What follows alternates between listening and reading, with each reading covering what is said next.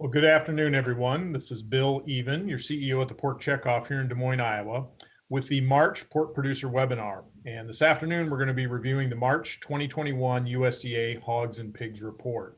Nate, if you go to the next slide. I want to introduce our speakers today. First, we're going to have Dr. Steve Meyer with Partners for Production Agriculture. Steve's going to run through the USDA numbers to get us set. And then we're going to move into commentary, and we're pleased to have Joe Kerns with Partners for Production Agriculture, Daniel Bluntzer with NFC Markets, and Dr. James Mintert with Purdue University. On the next slide, we're going to go through our antitrust. Again, everything we do at the National Pork Board is in line with the Sherman Act and antitrust, and that we assign the highest priority to full compliance with everything related to antitrust laws. On the next slide, some little more detail. Pork Checkoff funds are being used to host this webinar, the purpose to facilitate your understanding of publicly available information. We believe that the pork industry and ultimately U.S. consumers will benefit from a better understanding of the economics of pork production. Again, the views expressed by our guest speakers are theirs and not those of the National Pork Board, which does not advocate or endorse any particular production or marketing direction. On the next slide, there's a spot, as usual, where we can do Q&A. We plan to do Q&A at the end of the discussion. So if you move your mouse around, you'll see a Q&A button at the bottom of your Zoom screen. Go ahead and click that and type in your questions, and I'll do my best to moderate and or consolidate those questions at the end of the commentary. With that, I'm going to turn it over to Dr. Steve Meyer. Steve, the floor is yours. Thank you, Bill, and good afternoon, everyone. Certainly an interesting Hogs and Pigs report. And Nate, if you can run that next slide up, I'd appreciate it. Let's run through the numbers here pretty quick.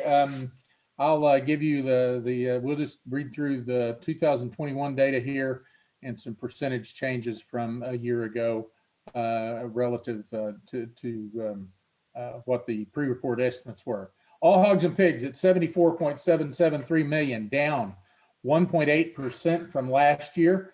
Analysts had expect that number to be slightly larger. The breeding herd at 6.215 million head, down 2.5% from a year ago. Analysts had expected that number to be down 1.1%.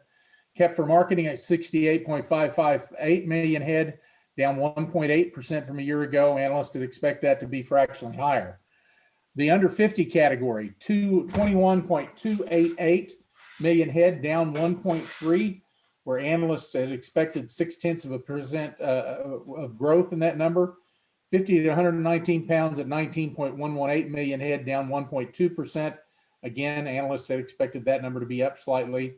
120 to 179, 14.705 million pounds, down 2.5% from a year ago. Analysts had expected that number to be up 0.5%, so one of the largest differences in the report. 180 and over, 13.446 million head, down also 2.5%. Analyst has expected that number to be down slightly. Desfed sows farrowings during the last quarter, 3.041 million litters, down 0.9%. Again, analysts had expected some growth in that number. March-May intentions, 3.070 million head, down 2.5% from last year. Analysts had expected that number to be down, but not by that much. And June-August intentions at 3.124 million head, 95.8%, down 4.2% from last year. Again, analysts had expected that number to be down, but not nearly by that much. December-February pig crop at 33.27 million head, 1.4% smaller than 1 year ago. Analysts had expected that number to be up about 0.7%. And then finally, desfed pigs saved per litter at 10.94 million head, 0.5% lower, 10.94 pigs per litter, 0.5% lower than 1 year ago, where analysts had expected a slight growth in that number. Bill, those are the numbers. Thank you very much, Steve. And to kick off some of the commentary, Joe Kerns, why don't you give us your take? Thanks, Bill. I think Steve obviously rattles through the numbers, but it's the part of the magnitude is perhaps what's missing here. All of these values came in below the entire range of estimates, save one of the values. So I don't see this as just a mildly bullish report. This is the reprieve that pork producers have been looking for quite some time. This marks the first reduction in March over March that we've had since 2014. So after 7 straight years of growth, we finally see a little bit of a pullback here. The market's been kind of feeling this one a little bit. Certainly the anecdotal quantity of spaces available, the value of wean pigs that we've traded into the marketplace would give you the indication that something wasn't quite up to par as far as what expectations we're looking at. Keep in mind too that this is the first clean look. Is the last 3 reports that we've had have been in the throes of COVID of some form or another. And so once we finally get everything to kind of stand still long enough, if you will, I think it gives us a pretty good look. If history is any indication, we'll see some further downward revisions. I think there's some disease evidence that's starting to pop up into these numbers, and this is about as much as humanly possible as I think pork producers could have asked for inside of a report. This is very, very bullish.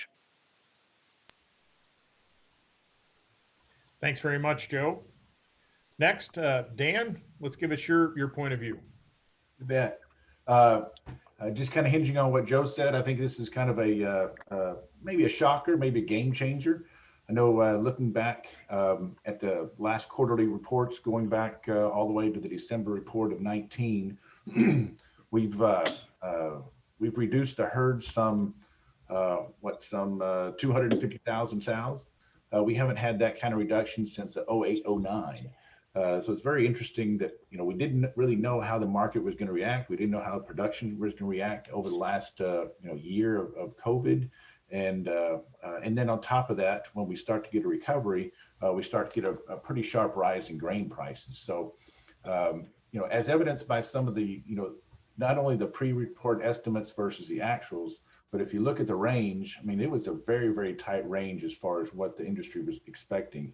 And I would say for most categories, a good 2% under those averages, those very tight averages. So in my estimation, it's one of those, 1 out of 6, 1 out of 8 type of market reports, kind of a shocker, and kind of gets the market, thinking in a much larger direction. One thing that sticks out also is when we start to look at these production numbers, and then we start to come up with price estimates certainly for the rest of the spring and then into the end of the year.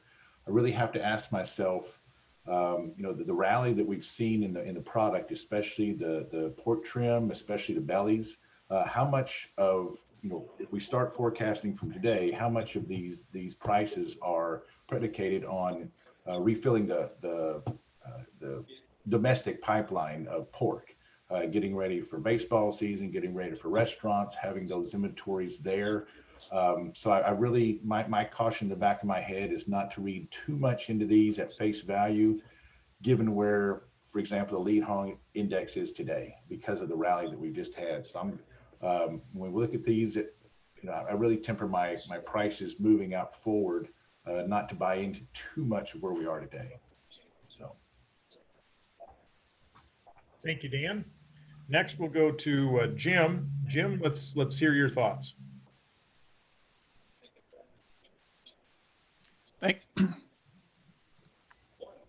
Thanks, Bill. So, just kind of reiterating some of the things that the previous 2 speakers have said, this was a surprise. It really changes the outlook from the perspective of what the slaughter numbers are going to be. Instead of looking back at 2020, I think this actually puts us back somewhere pretty close to where we were in terms of slaughter volume in 2019. And it, gives us a really stronger outlook with respect to prices. I think the wild cards out there, and Daniel was kind of alluding to it, part of this is about what's going to happen with respect to demand domestically and internationally, particularly as you think about demand at the hotel, restaurant, institutional level. One of the positives coming out of this first quarter is the fact that the U.S. is apparently ahead of many other countries with respect to vaccinations and perhaps a return to more normal behavior on the part of consumers. I think there's a lot of pent-up demand among consumers to get out. a lot of pent-up demand at the restaurant and institutional level. It's going to be interesting to see how that plays out. But it's going to be in an environment where the slaughter supplies and the pork supplies are quite a bit smaller than expected coming into this report. The other wild card, of course, remains what's going to happen on the international front. Our pork exports last year to China were roughly double what they were in 2019. And there's a tremendous amount of uncertainty about what that volume might be for the rest of 2021. Given the issues that they seem to be having with African swine fever, what does that imply about pork exports? And will we see a rebound in those pork exports? They were a little bit weaker in January, I think, but are we going to see a rebound in that? That could provide an additional source of price strength. So it could be a very, very positive year for pork producers, as Joe indicated at the outset. I can agree with that perspective. It is going to be an opportunity for the industry to recapture some of the losses that they earned throughout a very difficult 2020. Well, thanks very much, Jim. And I think we'll go ahead and get started with questions. So if we can have all of the panelists flip their cameras back on, we'll go ahead and get started here. Again, a reminder for those of you watching, if you move your mouse around, you go to the bottom of the Zoom screen, you'll see a box that says Q&A. And in that Q&A box, you can click on that and then go ahead and type in your questions that you want to pose for our panelists today. And I'm going to start off with maybe a piece right where you left off, Jim. And that was, what does that pent up demand look like in the domestic market here for pork? We look at the U.S. savings rate, some numbers I've heard thrown around are about $1.6 trillion of additional savings in the U.S. economy by consumers year over year. And that's waiting to just kind of come out into the market with timing of the reopening of the food service industry and the hotel industry in particular. Jim, talk a little bit more about what you sense the market is for pork as a food in the food service industry. Well, I think it's a wild card, but I think as you look at what's taken place in the U.S. with respect to the vaccination rate, the availability of vaccinations, not only to middle-aged and older people like myself, but rather the young people. I think, for example, we've got a number of states now that are going to allow people to get vaccinated starting like the first week of April that are 18 and up. That's going to make a difference. It's going to take a few weeks, but as you look at the outlook into May and June, it suggests a return to something that's not quite like it was in 2019, but it's going to be a heck of a lot better than what we've seen in recent months. And as you indicate, a tremendous amount of desire on the part of consumers to get out and do some things. So it's been interesting to see what's happened with some of the travel numbers recently. Airport volumes, according to TSA, are still below where they were 2 years ago, but they're looking at the biggest numbers they've seen over the last 12 months, I think, excluding maybe Christmas. But that indicates there's a lot of pent-up demand and some real opportunity for some strength there. And so that bodes well for the meat industry in general in terms of seeing that rebound, for both pork and beef. And to some extent chicken as well. So I think it's a very positive outlook on the demand side. To me, the biggest wild card is probably on the international side. I'm pretty confident we're going to see a strong rebound on the domestic side. I'm a little up in the air as to what's going to happen with respect to China. That continues to be a big issue and obviously a very, very important market for the pork sector. Well, let's pivot to that. That was actually my next question, Jim. And a lot of conflicting information coming out of China regarding African swine fever, under control, not under control. What are the real numbers? We've seen China purchasing a lot of feed grains, which leads some people to scratch their heads of what's really going on here. I'm going to open it up to all of our panelists to comment a little bit about export markets in general and China and ASF in particular. Jump in. Bill, this is Joe. I'll roll first here. So one of my biggest concerns with the whole Chinese situation is that of physically being able to execute, given the shipment of containers. As we've heard from several different vendors to that region, that the demand is there, but the ability to fill the containers and actually execute on it has been compromised. Second thing I take a look at is the value of U.S. pork relative to EU pork, and we're kind of on par right about now. And that's not normal. Normally, we traded a bit of a discount, and given the tariff situation, we need to trade at a discount. So, in respect to what Jim was saying, I kind of agree. It's that if you've got a couple of cautionary signs on the horizon, certainly that's where they would arise. One of the other things that we didn't talk too much about is just the cost side of the equation is the value of corn and soybean meal. Kind of take a little bit of sparkle out of some of these triple-digit hogs. Mind you, don't get me wrong, it's all in pretty good shape. But I've got a lot of concern about soybean meal during the summertime. Right now, it's not expressing itself whatsoever, holding around that $400 area. But I'd certainly encourage producers to take a look at what it's going to take to get the balance of their soybean meal kind of on the books here. And the last thing I'd just add is the cold storage report. We've been running 25% below historical levels for quite some time. The most recent one confirmed that, and then also added chicken into the foray here, where the poultry stocks were drawn down significantly. And so the meat demand piece of it looks to be in very solid ground. When we start talking about this report that we had today, it kind of gives that snapshot of what the supply looks like. And I don't want to lose sight that our cold storage isn't going to be a savior. So I think it's a very positive development. Thanks, Dan. I'll add just a little bit of that. We talked about China a little bit before everybody came on board, and really we just don't know what's happening in China. We hear reports of there's another ASF outbreak. Where there's smoke, there's fire. But when it comes to China, I always look at what are the actual numbers showing? What are they doing rather than what are they saying? And we're seeing, a drop off in our exports to China so far. They're still very, very good from any year standpoint, but year over year comparisons, in my view, we've kind of taken the bloom off the rose as far as exports to China. I think in calendar 2021 we could be down, 30 to 40%. But again, that's coming off of doubling it from where we were in 19. So we got to be very, very careful about all percentages in 2021. But again, where there's smoke, there's fire. What they're doing as far as importing corn, to me, says a lot about where these animals are and what they're doing. I mean, in my estimation, just, back of the envelope cowboy math, they've essentially moved the size of our hog herd into modern facilities from the backyard. That's another billion and a half bushels of corn that they're going to need, and they're buying it. I don't think they're buying it because of a trade agreement. I don't think they're buying it because they're storing it and saving up for rainy day. I think they need it. So, and I don't think anybody listening to us thinks that China doesn't want to create, get their pork production back online. The other thing too is, pork was their staple.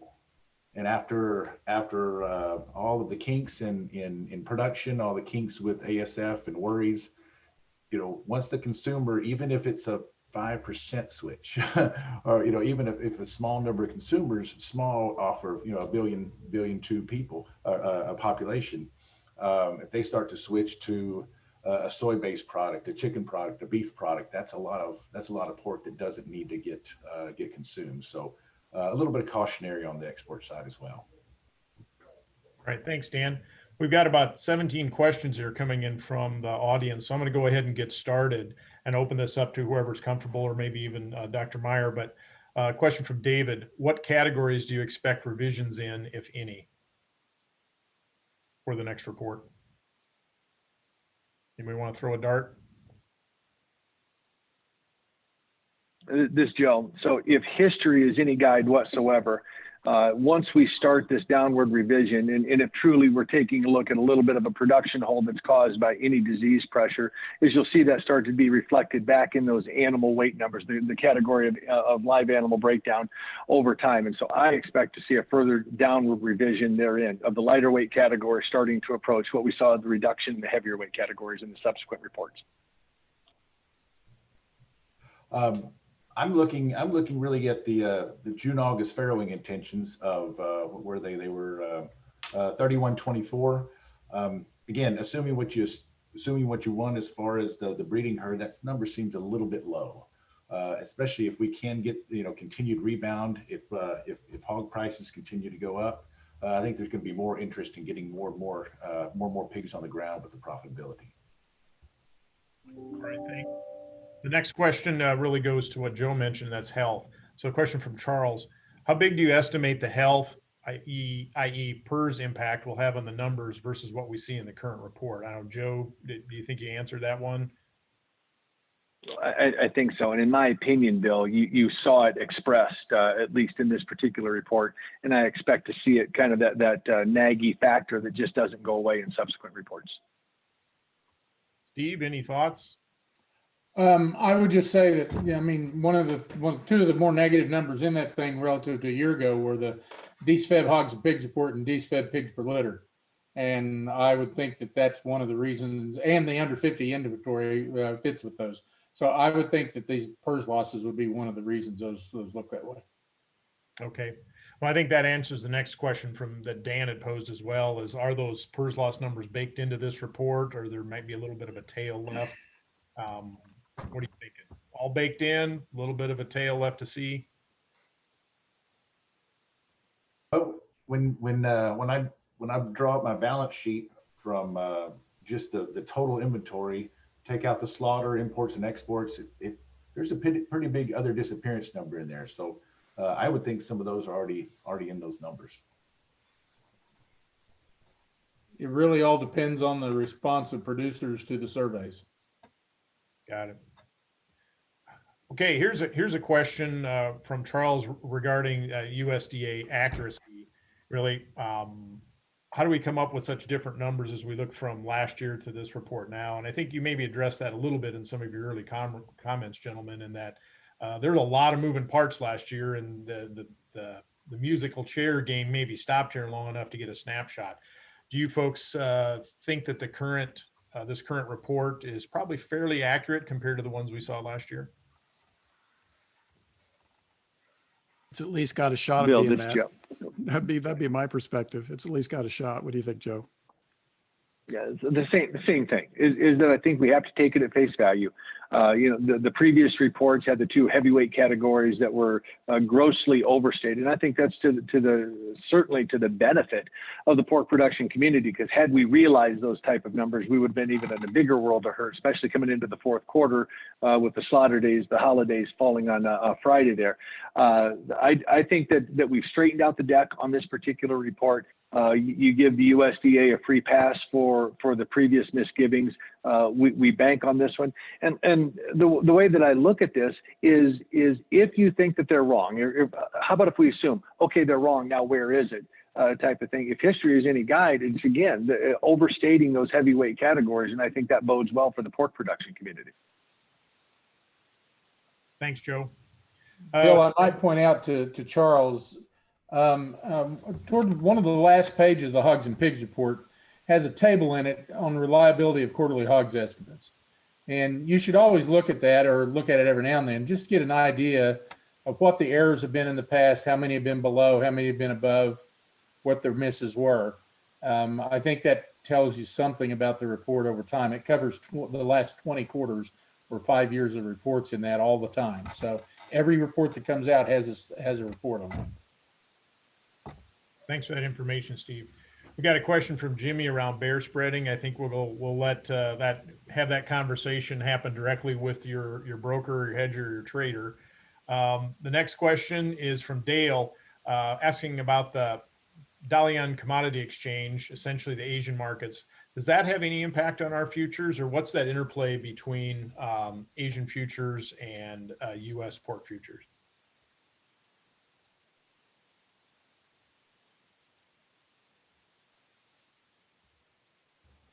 I'll be the first to say I do not know. It's a pretty new thing on hogs. They haven't been trading very long, so yeah. Okay, we'll leave it at that. Got a question from Heather, really related to inflation. We're seeing gas prices creep back up to $3 here in the Midwest. Certainly we're seeing some real strong demand continuing in the retail grocery segment. Do we see that impacting disposable income and the ability to people to buy meat in general, or how does that impact pork in particular? Anyone? And Bill, this is Joe. I don't think so. And my rationale would be as follows: that those that would be in the more elastic piece of that curve, i.e. the lower income individuals, are also the ones that are receiving the stipends that are coming out, the $1,400 at a time. We're driving fewer miles, so therefore the impact of a price of gas technically goes, is a little less stringent upon the budget. But I don't think so. I don't think we've seen any evidence whatsoever of a back off in demand, that we haven't reached a price point where we start to say, guys, we need to start tapping the brakes here, or revisiting our expectations. I just don't see any of that as of yet that's been evidenced by data. Yeah, I think the evidence would lean on a really strong recovery as you think about it, both from the reasons that Joe was mentioning with respect to the payments coming out of the federal government, but also just the rebound in the economy. We're going to see, we've already seen a few states, for example, I think South Dakota is the poster child at the moment for having a low unemployment rate. But we're going to see some other states have their unemployment rates really drop pretty sharply during the last half of the year. And that's going to feed back into some strength on the demand side as well. So the last half of this year could be a very interesting one for the U.S. economy. I'd also add to that, numbers are one thing, but emotions and feeling are another. If people believe the economy is recovering, if they believe the vaccine's working, their thought process about what's coming down the pike tends to sway what they're going to spend as well. So I think it's positive. Thanks, gentlemen. The next question from Jeff is, do you think that the increase in feed costs that we saw really last year at harvest on in through today, did that play a pretty big part in what the numbers we are seeing today? Or was, yeah. I really think that could have been the X factor. If we did get a recovery, we got the hogs killed, however we got them killed. We did get a recovery in prices, recovery in futures, but that X factor with the corn, I remember telling customers myself that how far are we going to go below $3 in December corn after that, what was it, after that May WASDE report, after the March acres report a year ago. It did not look good at all. But then when COVID really hit, I think the grain price rally was really the icing on the cake that stopped any kind of expansion and actually forced a little bit more liquidation. Bill, to me, the real force inside of this report probably is more contained in some of the drastic measures that we had to take on the farm. Daniel's right that during that May timeframe, we thought we were going to be trading, sub $3 corn. And by the time you get to November, here you're trading, $5 plus corn. So I'm not sure what type of impact that would have had. I truly believe that was to the grain side of it was to the right side of the decimal point, and some of our the economics of trying to get rid of heavy hogs, the backlog that we had that just didn't seem to go away, and the lack of hope that we had in the throes of COVID. Very much to Daniel's point about how did this feel? It felt pretty doggone bad at that point in time. I think that had a significantly higher role relative to the price of grain going higher.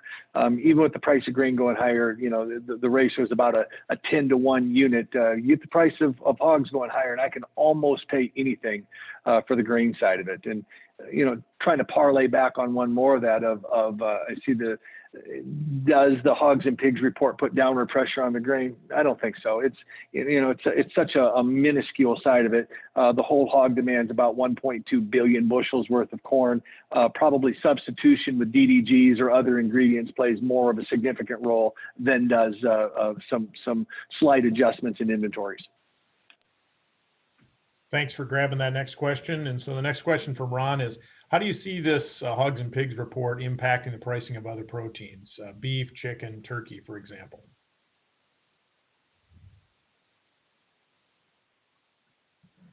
It's positive because as you think about it, what we're talking about is a smaller meat supply for U.S. consumers. And so you're going to see some strength at retail, strength at wholesale, and that's going to feed back into the other products as well. Right. David's got a question about what are the thoughts for a future? I think meaning, where do we see prices going to be at? That'll be my closing question here. And so you guys can be ready for that here in a little while. So I'm going to pass on that one right now, David. Question from Joe. What's the trade situation look like with Mexico, or from Joe to anyone? What's the trade situation with Mexico look like? I heard there's some potential concerns. I know the last last export reports showed slightly lower trade into China, as Dan had mentioned, but we're seeing some pretty strong shipments into Mexico. What are you guys seeing?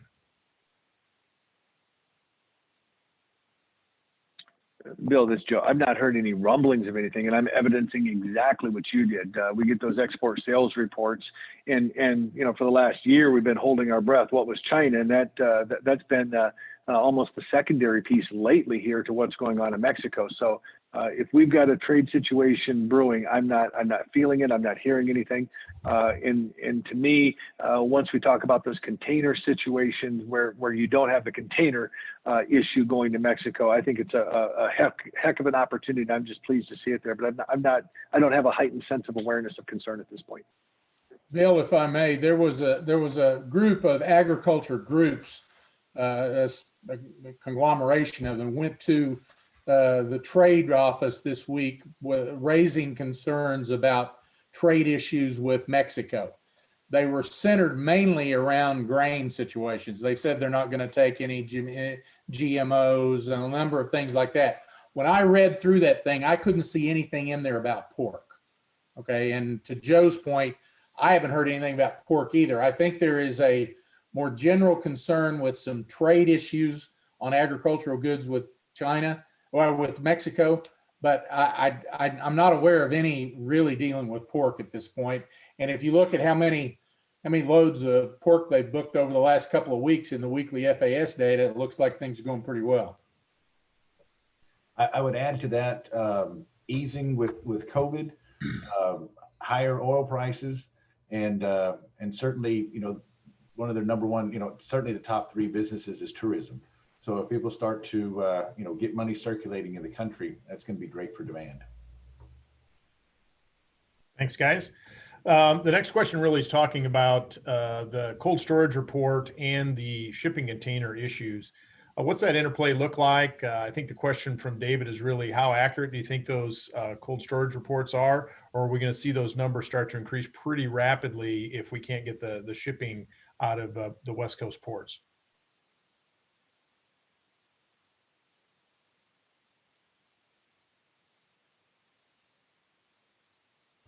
Well, I'll take a stab at it. Again, as far as the container issue, I'm not privy to anything on that. Looking at the cold storage numbers, I know what I've looked at them for 25 years. We never know exactly what those numbers are, but they point in a direction. When we oversupply and prices are bad, those numbers jump up, and we're seeing just the opposite. And what really stares in the face right now is the belly number. Now you just took 2-3% more off of production. That's going to be very, very positive down the road. So there's nothing to lean on in cold storage. I echo Daniel. You can't go too much lower than where we sit right now, so they almost have to go higher, just mathematically. Okay. Bill, I'll offer one thing. When these cold storage inventories dropped so sharply last year, I think all of us thought that was kind of a temporal deal, and we'd put them back in there, and they've stayed low, while chicken and beef has not done that. And it's still a mystery to me why our species has changed so much and theirs haven't. I've had several conversations with the people at USDA that do the cold storage report. That's a voluntary survey. So I was concerned that maybe they weren't getting a good response rate or something, but they have been. They have taken the same kind of look at it that most of us have taken, and scratched their heads and say, why is this way? And called the people that they talked to get those numbers. And I think they've done everything they can to make sure that those are real numbers in the pork side, even though they're so odd relative to the other species. So I guess if our questioner is questioning the validity of the data, I can tell him that my conversation with USDA leaves me satisfied that they're doing as good as they can. Thanks much, Steve. So Janine had a question about PRRS numbers. I think we've kind of addressed that earlier in some of the conversations, that the consensus of the analysts here is that some of those PRRS activity that we've been hearing about all winter is probably factored into some of these numbers. Question from Brian around surprising number is the late summer farrowing intentions down about 5%. Do you feel that's accurate? And if so, what will that do to December pig prices?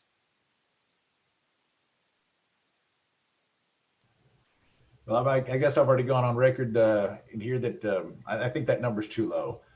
We had 3.12 million head estimated for June, August farrowings. Again, it depends on whether you believe we're going to increase that breeding herd or not. But even if we don't, mathematically, historically, it seems a little bit low relative to the breeding herd size. That one's far enough in the future. It's got an opportunity for change. And I kind of agree. I think with Daniel, with the rebound in profitability we're likely to see here these next few months, we're going to see some people have a little more interest. And I look for a revision. Okay. I'll point out, Bill, that that reliability table in the Hogs and Pigs report, it says that 16 of the last 20 reports, they've been too low on the second intentions, and 15 of the last 20, they've been too low on the first intentions. This is almost a systematic error that they've been dealing with on farrowing intentions over the last 5 years. All right. Thanks for that. Neil asked a question, I believe, to Joe Kerns, mentioning getting this report apart from the clutter in the past. So the past few reports were criticized as missing the mark. Is this report catching up, or do you think it's missing the mark also? I think the sense we're hearing is it's probably catching up. Is that the consensus, folks? Yeah, I'd almost give it a both on this one, Bill. That yes, it catches. Well, excuse me, it's caught up, and I think it seems to be relatively sane, relatively accurate. It fits the bias of the trade. It fits our anecdotal evidence. That if you would have given me the same opinion of the last few reports, especially the last one where we had so many animals backed up in the East Coast, it made it almost impossible just to try to ascertain what the individual pig numbers look like. I think we've got to take this one at face value and run with it until we're proven differently. All right. Next question from Keith is, at what point do you see these higher pork prices starting to impact consumer demand, essentially our position versus beef and poultry?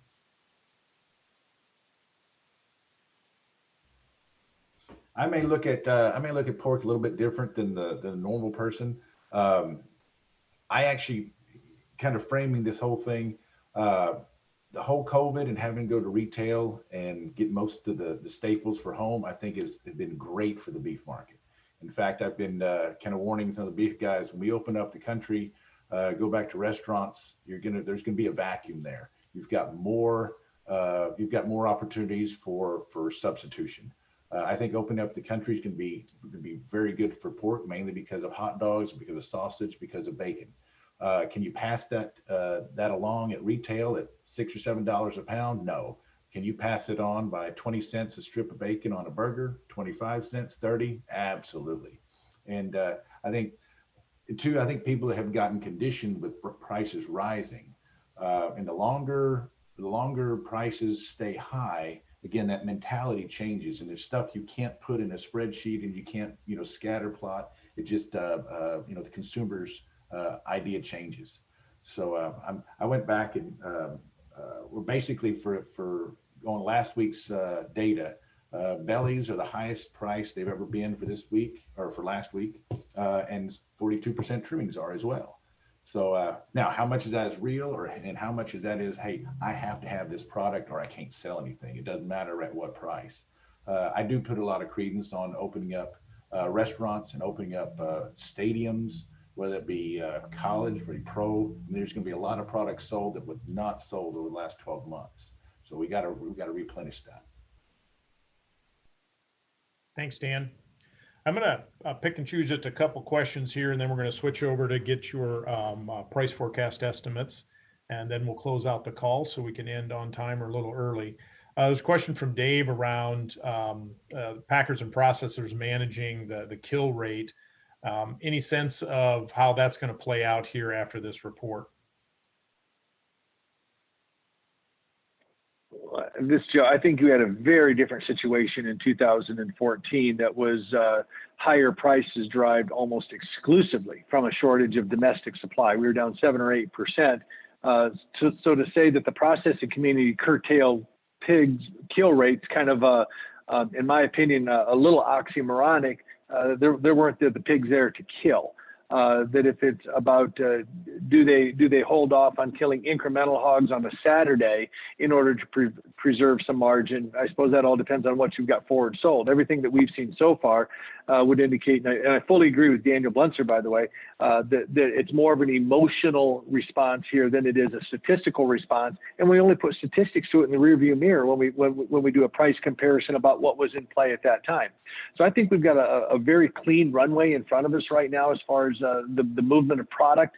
I think it'll continue to pull through. The cutout has shown a propensity in order to actually lead everything higher so far. So I don't think that we have to start to immediately, at least, worry that the price of that we're getting paid for our livestock is too high relative to what the packer's receiving, and that there's going to be a compression in that ratio. Sooner or later, we're going to start to get kills, closer to 2.3 million head per week, and then certainly you could start to see some reduced shifts. But I wouldn't put it in the nefarious category if that's being inferred. And two, this is not a supply-driven market. This is a demand-driven market. The drivers, the economics, the push and pull from the packer to the producer is completely different than it is if it's a supply-driven market. Well, thanks. And in the interest of time here, we're going to switch over and get your price forecast estimates. And again, we'll just go around the horn, and if you can tell us what you're basing those prices on, and then by quarter, we'll go ahead and jot those down. So we'll go in the order that we had the speakers, and so we'll start out with Joe, or if you got Steve covering, let us know. No, so we got, and we're going to quote the national net all price methods here. So there's some basis associated with these values. I got the second quarter at 101 to 104, the third quarter at 99 to 102, fourth quarter of 2021, 81 to 84, and then the first quarter of 2022, 79 to 83. Thanks much, Joe. Dan.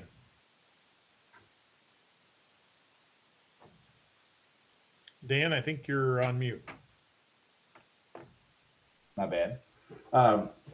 Okay, I'll be quoting the CME lean for the second quarter. I've got 96, third quarter 91, and 76 for the fourth quarter. Okay, anything out in 2022 or not? Not yet. Too many changes in this report.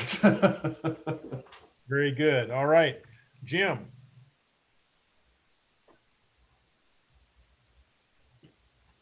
There you go. Took me a second to unmute. So, as you think about these supply numbers, it was a challenge, right, to think about the change coming in. So, looking at prices, we're all quoting different prices, which makes it difficult to compare. I'm looking at the national weighted average base carcass price. So that's going to be quite a bit different than the series the other folks are quoting. But as you look at here, the first quarter average is probably going to be around 75. As you look at the spring quarter, probably low 80s. I'm looking at a range of about 80 to 84. Third quarter, again, kind of low to mid 80s, 80 to 85. And then that fourth quarter in the kind of the low to mid 70s, about 70 to 76. So I've got that spread a little wider. Might be more useful to think of it in terms of percentage change. If you think about this year for annual average for 2021 versus an annual average for 2020, I'm up about 25 to maybe 26 or 7% compared to 2020.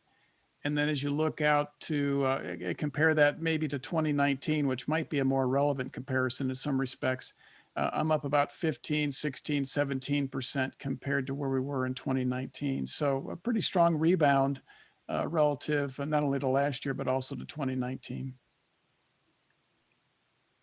Thanks very much, folks. And for those attendees, this webinar is being recorded. We'll be posting it, and you'll have the ability to go back and listen to it or share it with friends and colleagues. I want to thank you all for your time, and hope you have a really great rest of the week. Thanks, folks. Bye.